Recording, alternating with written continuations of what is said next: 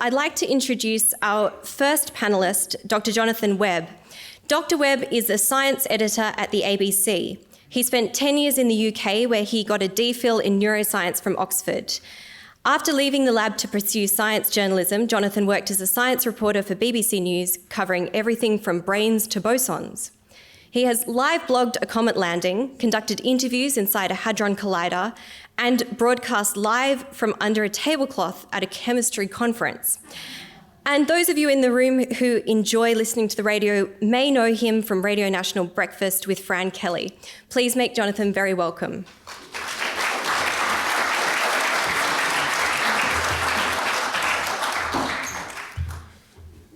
Thanks very much for the warm introduction, Annie. I'd also like to acknowledge that we're on Gadigal country and to embrace the spirit of confronting questions. Thanks for the encouragement to do so, Annie. I don't know that I'm going to say anything particularly challenging, but feel free to challenge it anyway.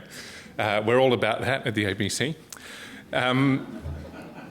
When you work in the business of science storytelling, science is pretty broad. There's a lot to cover, but there are a couple of topic areas that feel like big ticket items that seem to have really broad appeal and to cut through with a wide variety of people. One of them is dinosaurs, and the other one is space. We're going to leave dinosaurs to one side today, and I would just like to try and look at what it is that makes space appealing for people, and from my perspective, for our audience, looking at what seem to be a couple of the stories that have cut through and why, just based on some of the coverage and content making that I've seen happen at the ABC in the last year or so. And the three kind of themes I've identified that I think are part of that appeal are mystery and danger, the thrill of exploration, and flat out good old wonder, which I'll get to last. But if we start with mystery and with danger, is this my clicker? Excellent.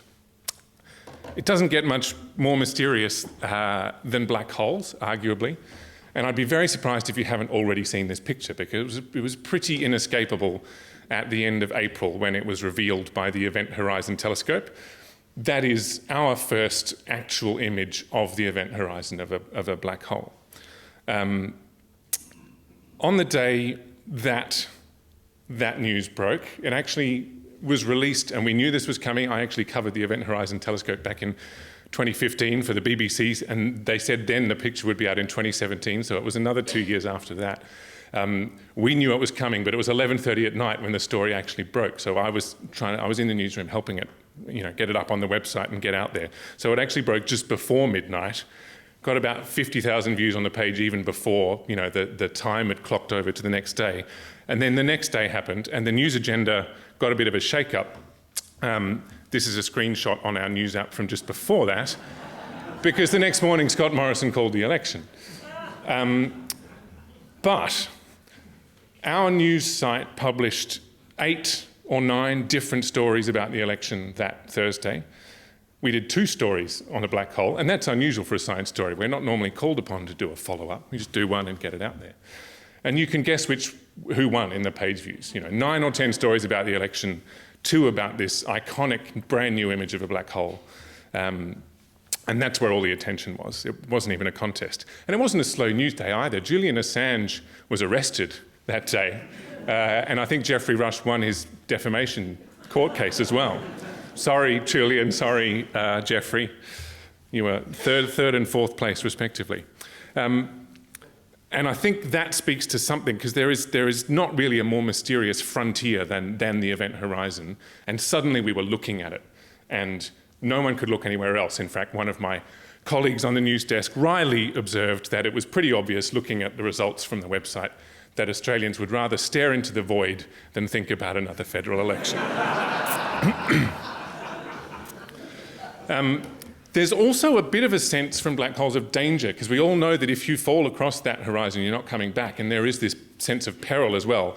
And that's another aspect of the appeal of space, which actually usually plays out through a different type of story, which is the often feared and discussed asteroid impact, usually illustrated with varying degrees of verisimilitude, I guess. This is a fairly typical artist's illustration. In fact, it really does vary. I mean, that gives you a typical sense of kind of the fear that might be going on. I don't know if anyone saw this. This was from an asteroid story, I think, in the Daily Express last week or so. I don't even know what's going on in that one. I might need an astrophysicist to explain to me if that's even possible. But, you know, there's definitely an appeal or an attraction, a hook in that sense of danger. And in fact, arguably, I would think there's something to that. It's not unreasonable, because even when you present stories about asteroid impacts in a fairly reasonable, sensible, straightforward manner, they really do connect. We did a 3-part series on science fiction, our program and podcast at ABC Radio National earlier this year, 3 different types of apocalypse, and it was the second part about the possibility of an asteroid impact that really seemed to connect with people the most. They're well worth a listen. You can still get them on all of your favourite podcast applications.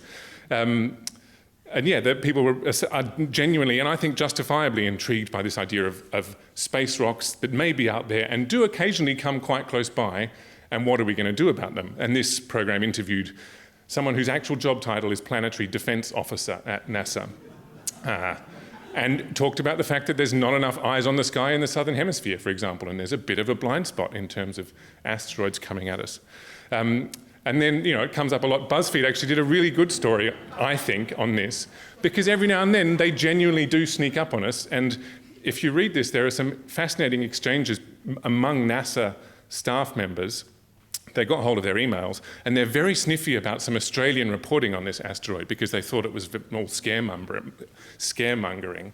But in their own conversation among themselves, they all agree that actually, yeah, this one really did sneak up on us, and it was a bit of a surprise, and we were scrambling to catch up, which led BuzzFeed to make, I think, my favourite illustration of a potential asteroid impact. So from mystery and danger, there's a very different type of engagement as well, which I guess is a bit more relevant to some of the other themes we've heard explored today, and that's of exploration. This year, of course, there was the anniversary of the Apollo 11 landing, and everyone made content about that, programs, stories, the works, and actually nothing that we did, at least in my unit, got quite as much traction as something like the black hole. I think everyone knew what was happening because it was on every single outlet and website and so on. But I think it's the newer frontiers that make people even more excited. And they were really interested in the Apollo landings. But there was no single piece of content that totally blew everyone away, because I guess we were retelling the story for people like me who weren't alive when it happened. I loved it. I got to feel really up close to those events for the first time. And I think when we start crossing those frontiers again, going back to the moon, and you better believe the first time anyone sets foot on Mars, that will be an unmissable story that will blow whatever election is being called that day completely out of the water. But the other aspect of the thrill of exploration or of engaging with space that I think really gets people's attention, apart from the progress, the boot prints on the moon, is the actual mechanics, the practical aspects of how we do it, because the scale is not like anything else that we really try to do. And I got to tell a story like this at the start of this year because, and it's a story I'd wanted to tell for a really long time, I got to ride on this ridiculous piece of equipment, which is the Stratospheric Observatory for Infrared Astronomy. It's a telescope on a plane that NASA was planning and building for a long time. They now run it together with the German space agency DLR, and it does astronomy at about 40,000 feet through an open door on a plane. They don't do it during the day. That's just an image so that you can actually see. It's from before they actually commissioned it. And that was a real privilege to tell that story, and I wrote up their observation of an occultation, a particular type of eclipse, and people loved it. We got comments that the radio program, which you can see a graphic from on the right, was half an hour of radio that felt like 5 minutes. We got people writing in saying, that's the best news story I've ever read on the ABC website. And I was pretty pleased with the job that we've done of it. But that credit, I don't think, belongs to me, because what they were engaging with was the fact that NASA has a telescope on a plane and they use it to chase shadows, which is ridiculous. And I think those mind-boggling aspects of the actual technology and the mechanistics of the way that we either explore or do science about space are actually a significant hook for people. Finally, though, I mentioned at the start that just old-fashioned flat-out wonder is another really important, appealing thing about space that we shouldn't forget. And this is several months of daily web traffic to all of the science content that my team puts up on the website at the ABC through 2018. You can see there are some days that are a bit higher than others where we put out more stories or whatever, but there's one big spike sort of towers over the others, and we only put one story up that day. Can anyone remember what happened towards the end of July in 2018? There was an eclipse. It wasn't new findings. It wasn't, the black hole image was also a very big spike along those lines, but this was actually the longest lunar eclipse that we'll get this century, I think. And earlier in the year, actually, we changed stat systems, so I couldn't put it in the same graph. There was another spike that was even bigger, and that was we actually had 2 eclipses in the same year.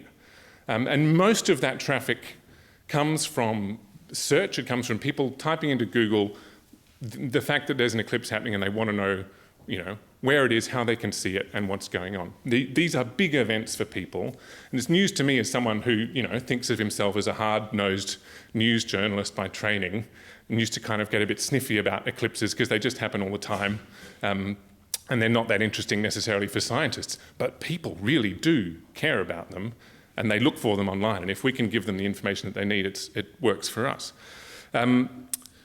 So that really said something. Another thing I thought was going to be a little bit naff was when we worked with actually Brad Tucker, whose name's already come up once today at the ANU, to do a big stunt during the Stargazing Live TV show where we'd get as many people as possible all looking at the sky at once.